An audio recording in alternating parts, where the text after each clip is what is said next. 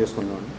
మమ్మల్ని మిక్కులుగా కాపాడుతున్న పరలోక తండ్రి, ఈ రోజునైనా ఈ శ్రమకాలంలో 6వ దినమున ఈ వాక్యం చెప్పడానికి నాయన మా కృప చూపించావు నాయన. ఈ వాక్యంలో నేను చెప్తుండగా ప్రభా, మానవ జ్ఞానాన్ని తీసి దైవ జ్ఞానాన్ని ప్రభా మాకు అనుసరించమని, మీరే ఉండి నడిపించమని చెప్పేసి ఈ వాక్యం వింటున్న మాలో ఈ వాక్యం నాటించి నాయన మా హృదయం మారినట్లుగా మా కృప చేయమని నజరేయుడైన యేసు పరిశుద్ధ నామమున అడిగి వేడుకొంచున్నాను తండ్రి.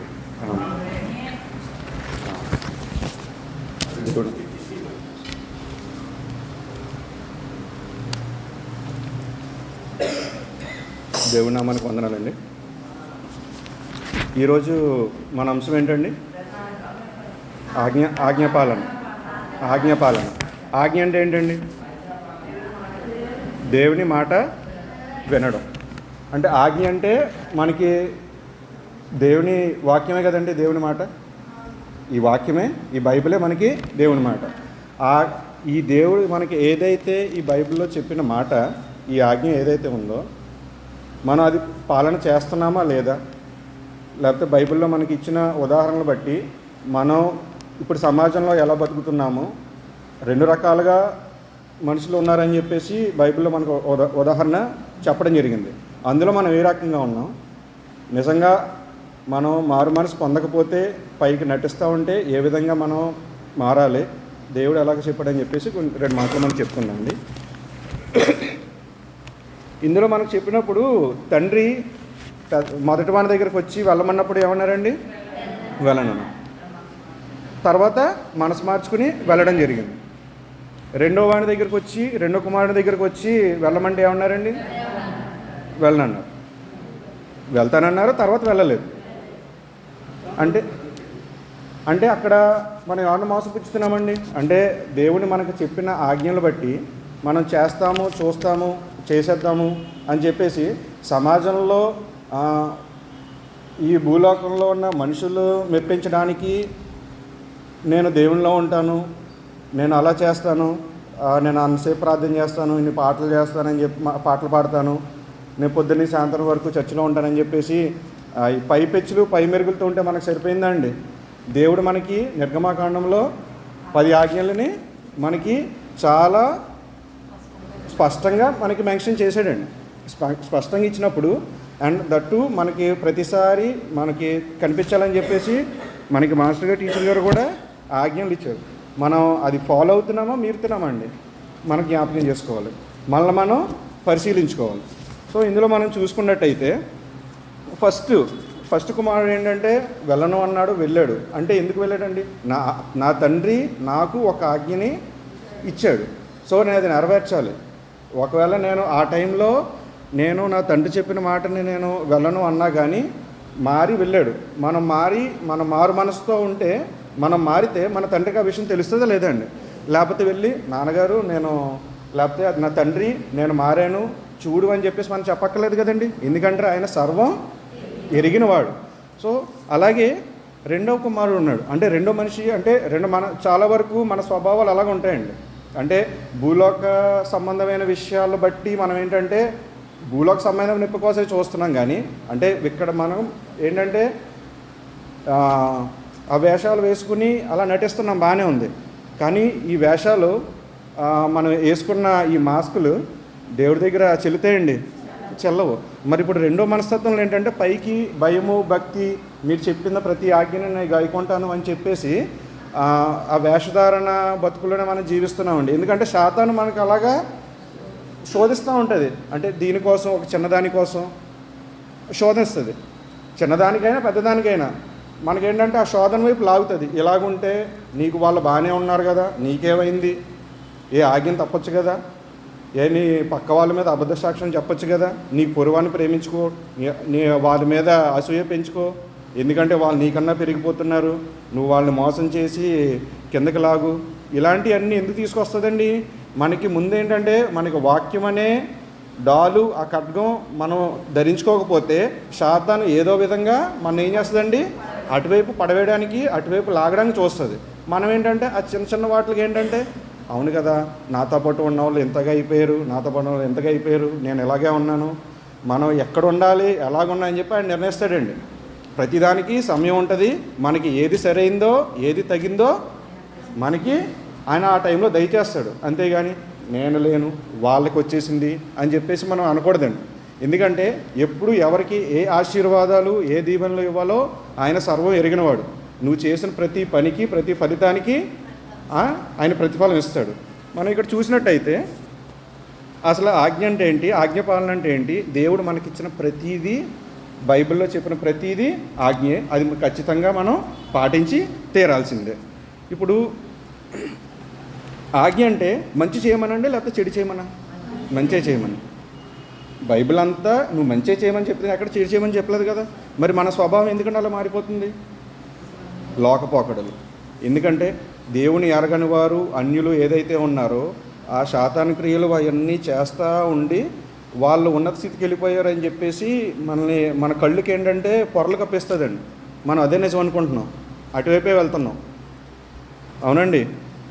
అలా కాకుండా దేవుడు ఇచ్చిన మన ఆజ్ఞల్ని అనుసరిస్తే ఏం జరుగుతుంది అది కూడా మనకు చెప్పాడండి. మత్తయి సువార్త 7వ అధ్యాయము 24వ వచనం చూస్తాం.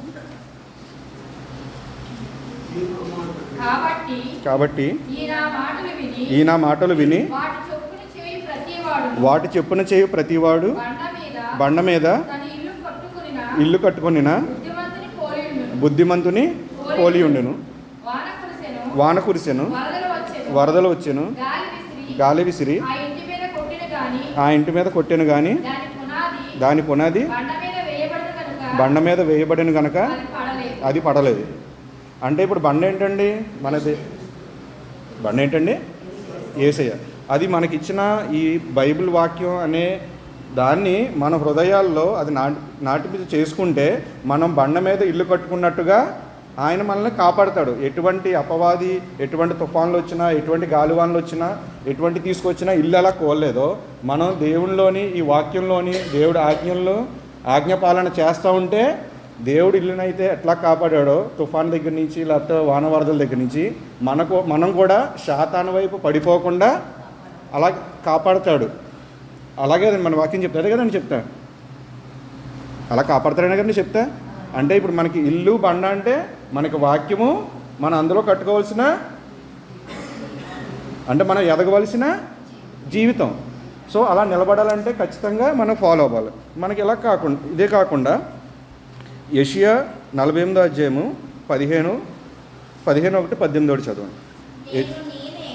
నేనే ఆజ్ఞ ఇచ్చిన వాడను, నేనే అతన్ని పిలిచి తిని, నేనే అతన్ని రప్పించి తిని, అతని మార్గం తేజరిల్లును. నా యొద్దకు రండి, ఈ మాట ఆలకించుడు. 18 చదువు.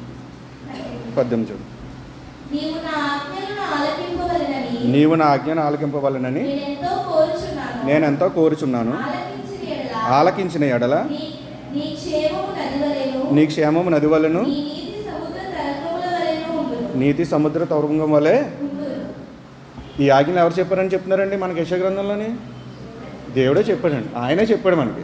ఈ ఆజ్ఞలు ఫాలో అయితే నది వద్ద నీతి తరంగం వల్లే మన జీవితం ఉంటుందని చెప్పేసి ఆయన చెప్తున్నాడు. కానీ మనం నది వద్ద నీతి తరంగంలో ఉంటున్నామా లేకపోతే పెంట కుప్పల్లో పందుల వల్లే ఉంటున్నామండి? మన జీవితం ఎలా ఉంటుందండి? పాపంలో ఉంటున్నామండి లేకపోతే నీటి తరంగం వద్ద ప్రశాంతంగా నివసిస్తున్నామండి? అది మనం ఆత్మపరిశీలన చేసుకో. ఎందుకంటే ఆజ్ఞలు ఏదైతే మనకు దేవుడు ఇచ్చాడో అది మనం అనుసరిస్తే మనకు ప్రశాంతమైన జీవితము ఉంటుంది. నది దగ్గర నీతి తరంగం వల్లే ప్రశాంతమైన జీవితము మనకు అనుగ్రహించబడుతుంది. అదేవిధంగా నీ కుటుంబంకి ఏ విధంగా ఆశీర్వాదం వస్తుందో చూపిస్తున్నాడు. చూడండి, కీర్తనల గ్రంథం 25వ కీర్తన 10 చదవండి. 10 తర్వాత 12, 13. ఆయన చేసిన నిబంధనను, ఆయన నియమించిన శాసనములను గైకొని వారి విషయంలో యెహోవా త్రోవలన్నీయు కృపా సత్యములై ఉన్నవి. తర్వాత 12, 13. యెహోవా యందు భయభక్తులు గలవాడెవడో వారు కోరుకొనవలసిన మార్గమును ఆయన వారికి బోధించును. అతని ప్రాణము నెమ్మదిగా ఉండును, అతని సంతానము భూమిని స్వతంత్రించుకుందును. అంటే ఇప్పుడు మనం ఏదైతే దేవుని మనకి చెప్పిన విధానాలు, ఆజ్ఞలు ఇవన్నీ ఉన్నాయో అవన్నీ మనం చేస్తే మన ఒక్కలమే కాదండి, మనము, మన కుటుంబము, మన పిల్లలు కూడా ఆశీర్వదించబడతారు. ఇప్పుడు అదే కానీ చెప్తారు, మన ఇవన్నీ ఆజ్ఞలు ఇచ్చారు, అది నేను అనుసరిస్తే ఖచ్చితంగా నువ్వు, నీ పిల్లలు, వారి పిల్లలు ఆశీర్వదించబడతారు. ఎందుకంటే ఇప్పుడు మనం చేస్తే కనుక, ఇప్పుడు మనం మంచి చేస్తే సరిపోయిందా? మన ఒకరు ఉంటే సరిపోయిందా ఆ విషయంలోని? మన పిల్లలను కూడా ఆశీర్వదింపబడాలి, వాళ్ళు ఆశీర్వదింపబడాలి. వాళ్ళ పిల్లలు ఆశీర్వదం అంటే వాళ్ళని కూడా మనం దేవుళ్ళు నడిపించాలి ప్రతి విషయంలోని. చిన్నప్పటి నుంచి దేవుడు మన వాక్యం మీద చెప్తుంది, మన దేవుడు నిజమైన దేవుడు, ఇందులో ఉంటే ప్రతి విషయంలోనూ దేవుడు ఆశీర్వదించి నేను ప్రతి కష్టంలోంచి నేను బయటకు తీసుకొస్తాడు అని చెప్పేసి మన పిల్లలకి ప్రతిరోజు ఏం చేయాలండి? వాక్యాన్ని బోధించాలి. రోజు ప్రతి ఆజ్ఞలను ఏం చేయాలండి? 10 ఆజ్ఞల్ని నేర్పించాలి. అలా 10 ఆజ్ఞలు నేర్పిస్తేనే కదండి వాళ్ళు, మనకి కీర్తనకారుడు చెప్తూ ఉంటాడు, బాలుడు నడవలసిన త్రోవను వాడికి నేర్పినప్పుడు వాడు పెద్ద అయినప్పుడు వాటి నుండి తొలగిపోడు. అంటే మనం చిన్నప్పటి నుంచి ఏం చేయాలండి? బైబిల్ వాక్యాలని నేర్పించాలి. ఒకటి, మనకి తల్లిదండ్రులు చేసిన ఈ ప్రార్థనలు మన బిడ్డలకు ఆశీర్వాదము. అది వారి బిడ్డలకు కూడా రావాలంటే వాళ్ళు ఎదగాలి దేవుళ్ళలోని, వాళ్ళు ప్రార్థనలో ఉండి వాళ్ళ బిడ్డల కోసం చేయాలి. అంటే ఇదంతా ఏంటండి? ఆజ్ఞపాలన చేయాలని చెప్పేసి ఎవరో నాకు చెప్పలేదనుకోండి, నేను అన్యుడిగా ఉన్నాను, ఎవరో వచ్చి నాకు చెప్పలేదు, నేనేదో లోకానుసారంగా ఏదో మంచి పనులు చేసుకుంటూ వెళ్ళిపోతుంటే, నేను దేవుళ్ళలోని రక్షణ పొందకుండా ఉంటే, ఆ ఆజ్ఞలను అనుసరించకపోతే దేవుడి రక్షణ నాకు లభిస్తుందండి? నా కుటుంబానికి రాస్తుందండి? అందుకే కదండి మనకి 12 శిష్యుల్ని ఏం చేశారండి? మీరు అన్ని వైపులో వెళ్ళి సువార్తను ప్రకటించి అన్ని ఆత్మల్ని మీరు రక్షించండి అని చెప్పేసి అన్నారు. మన మీద కూడా ఆ బాధ్యత ఉంటుంది. అందరూ ఆజ్ఞలు ఫాలో అవ్వాలి, సాతాను వైపు తిరగకూడదని చెప్పేసి మనం చెప్పాలి. అదేవిధంగా మొదటి సమూయేలు గ్రంథము 15:22 చూస్తే, మొదటి సమూయేలు గ్రంథము 15:22. అందుకు సమూయేలు తాను సెలవిచ్చిన ఆజ్ఞలను ఒకడు గైకొనుట వలన యెహోవా సంతోషించినట్లు ఒకడు దహన బలులను అర్పించుట వలన ఆయన సంతోషించిన. ఆలోచించుము, బలులు అర్పించుట కంటే ఆజ్ఞను గైకొనుటయు పొట్టేలు ప్రభు అర్పించుట కంటేను మాట వినుటయు శ్రేష్టం. ఇప్పుడు మనకి ఉన్న ఆజ్ఞల్ని మనం అనుసరించడం ఈజీ అండి. లేకపోతే నేనేదో పాపం చేసేసి ఒక గొర్రెనో లేకపోతే ఒక పావురాన్నో తీసుకొచ్చి లేకపోతే కోగిన దూడనో తీసుకొచ్చి బలిచ్చేస్తే అది మంచిదండి. ఏది సునాయాసం అండి? ఆజ్ఞను పాటించడమే సునాయాసం. ఆ సునాయాసంగా ఉన్న పద్ధతినే మనం ఫాలో అయితే మన పరమదేవుడు సంతోషిస్తాడని చెప్పి రాశాడు. నువ్వు క్రొవ్విన దూడనిచ్చినా, పొట్టేళ్ళనిచ్చినా, పావురాన్ని ఇచ్చినా సంతోషం కలగదండి. ఎందుకంటే మన మనసు మారాలి కదండి. మన మనసు ఆయన దగ్గర అర్పించుకోవాలి. నాయన, నువ్వు ఏదైతే నాకు విధులను, కట్టడలను, ఆజ్ఞలను నాకు ఏర్పరిచావో అది నీ మాట చొప్పున నేను అనుసరిస్తున్నానని చెప్పేసి చెప్తేనే ఆ పరమ తండ్రి సంతోషిస్తాడండి. అదేవిధంగా మత్తయి సువార్త 21 అధ్యాయము 31 చదవండి. అంటే అనుసరిస్తే మనకి ఏముంటుందో, అనుసరించకపోతే ఏమవుద్దో కూడా మనకి చెప్పారండి. చూడండి, అందుకు వారు మొదటివాడే అనేది యేసు సుంకరులను, వేశ్యులను మీకంటే ముందుగా దేవుని దాంట్లో ప్రవేశిస్తారని మీతో నిశ్చయంగా చెప్పుచున్నాను. అంటే ఎందుకండి? అంటే సుంకరులు వీళ్ళు మాత్రమే ఎందుకు ముందు ప్రవేశిస్తారండి? అంటే దేవుణ్ణి మనం ముందుగా అంగీకరించి దేవుని నమ్మి అది వెళ్తే మనకి పరలోకానికి ప్రవేశం ఉంటుంది. అలా కాదు, నేను అంతా చేసేసి ఇందాక ప్రార్థన చెప్పిన అంతా చేసేసి లాస్ట్లో దేవా తండ్రి నేను తప్పు చేస్తున్నాను క్షమించాను అని చెప్పేసి లోకం పోకడ కోసం లేకపోతే 10 మంది మెప్పు కోసం ఇక్కడ నుంచి చెప్పేస్తే అయిపోద్దండి? పరలోకానికి వెళ్తామా అండి? అంటే మనం దేవుని దగ్గర ఇక్కడ మోకాళ్ళు వేసి పాపాలు ఒప్పుకుంటున్నప్పుడు నువ్వు తెలిసి చేసినా తెలియక చేసినా నీ అందులో ఇన్వాల్వ్మెంట్ లేకపోయినా దానివల్ల నీ వల్ల పాపం కలిగిందంటే ప్రతి పాపాన్ని నీ వల్ల హాని కలిగిందంటే ప్రతి దాన్ని క్షమించమని చెప్పేసి దేవుణ్ణి అడిగి ఆ కన్నీడు విరిచి ప్రార్థన చేస్తేనే మన ప్రార్థనలు ఎక్కడికి వెళ్తాయండి? అవును కదండి.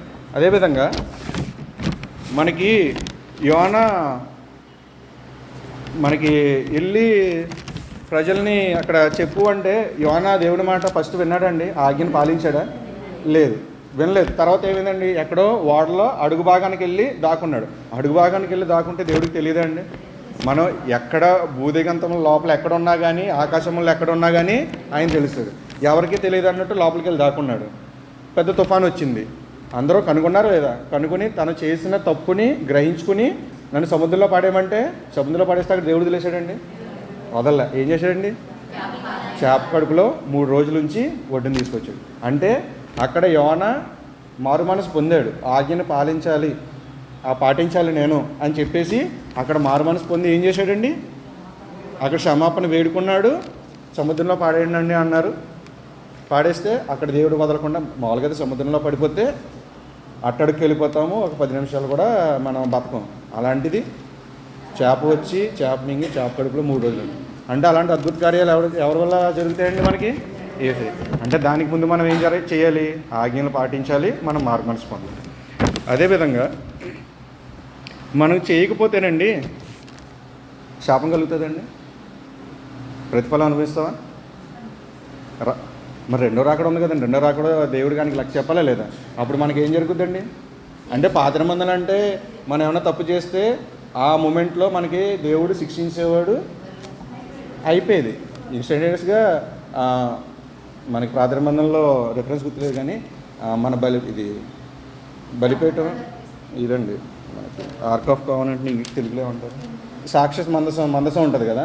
మందసం పడిపోతుందని పట్టుకుంటే దేవుడు అక్కడే మొత్తేసాడండి, చనిపోతాడు. ఇప్పుడు మనకు ఎంత పాపం చేసినా కానీ దేవుడు అలా లేదండి, కరుణమయుడు. నువ్వు ఎంత పాపాలు చేసినా లాస్ట్కి మన మారు మనసు పొంది ఒప్పుకుంటే క్షమిస్తాడు. అవన్నీ చేయాలంటే ఈ బైబిల్లో మనకి ఏదైతే ఆజ్ఞనిచ్చాడో అది చేయాలి. ప్రతిరోజు మనం దీన్ని నిత్యం ధ్యానించాలి. అదేవిధంగా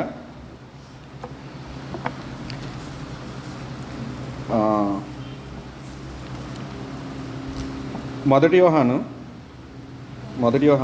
5:5 ఒకసారి చూడండి.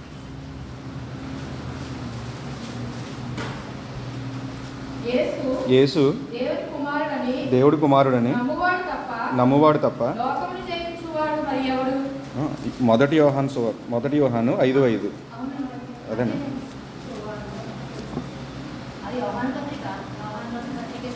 మొదటి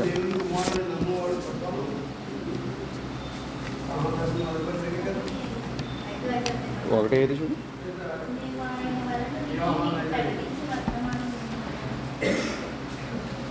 నేను తప్పు రాసుకున్నట్టున్నానండి.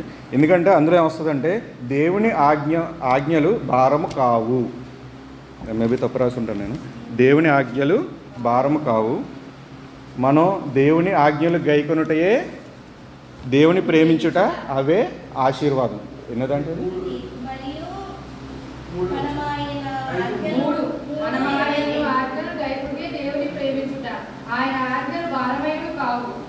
అంటే మనకి ఏదైతే 10 ఆజ్ఞలు ఇచ్చాడో ఇందాక మనం చెప్పినట్లు అవి భారమైనవి కావండి.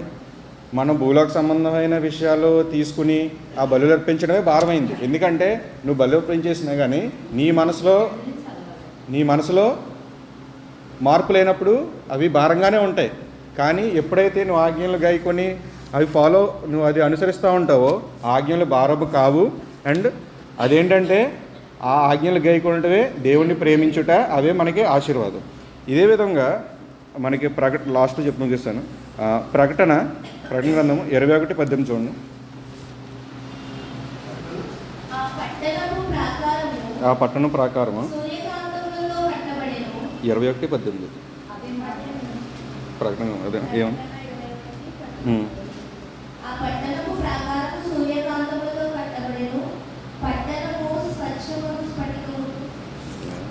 తప్పు రాసినట్టు, ఈ 2 తప్పు రాసినట్టున్నానండి, నాకు క్షమించాలి. అవిధేయులకు అగ్నిగుండకమే వర్తిస్తుంది అని చెప్పేసి ఉన్నారు. అవిధేయులు అంటే ఎవరండి? ఆజ్ఞని పాటించని వారు. ఇది ఎప్పుడు వస్తుందండి మనకి? ఇప్పుడు రేపు వచ్చేస్తుందా, ఎల్లుండి వచ్చేస్తుందండి? దేవుని రాకడ, రెండో రాకడ వచ్చినప్పుడు, మన తీర్పు దినం వచ్చినప్పుడు ఎవరైతే ఆజ్ఞలు పాటించారో వారికి పరలోకము, ఆజ్ఞను పాటించిన వాళ్ళకి నిత్య నరకం. కాబట్టి మనకు ఏదైతే దేవుడు ఆజ్ఞనిచ్చాడో ఆజ్ఞ పాలన చేయడమే సునాయాసము, అదే ఆయనకి ఇష్టము, అదే మనకి ఆశీర్వాదం. సో ఇప్పుడు మనం చేయాల్సింది ఏంటండి? ఆజ్ఞాపాలన. ఆజ్ఞాతిక్రమము పాపము, పాపం వల్ల వచ్చే జీవితము మరణం. కాబట్టి ఈ వాక్యం ఏంటంటే మనం ఎప్పుడు మన మనసులో పెట్టుకుంటే పాపం చేయడానికి మనం భయపడతాం. ఎందుకంటే పాపం వల్ల వచ్చే జీవితం మరణం అంటే ఎవరో పాపం చేయరండి. కానీ ఏంటంటే ఆ వాక్యం మన మనసులో పెట్టుకోవట్లేదు కాబట్టి మనం ఆజ్ఞాపాలన చేయట్లేదు. ఈసారి నుంచి అయినా మనం లోకం పోకడకు పోకుండా దేవుడి ఆజ్ఞలు ఏదైతే ఉన్నాయో ఈ ఆజ్ఞానుసారం మనం నడుచుకుంటామని చెప్పేసి, ఆజ్ఞాపాలన చేస్తామని చెప్పేసి దేవుడిని వేడుకున్నాము. దేవుడి చిన్నవాటిని దీవించు.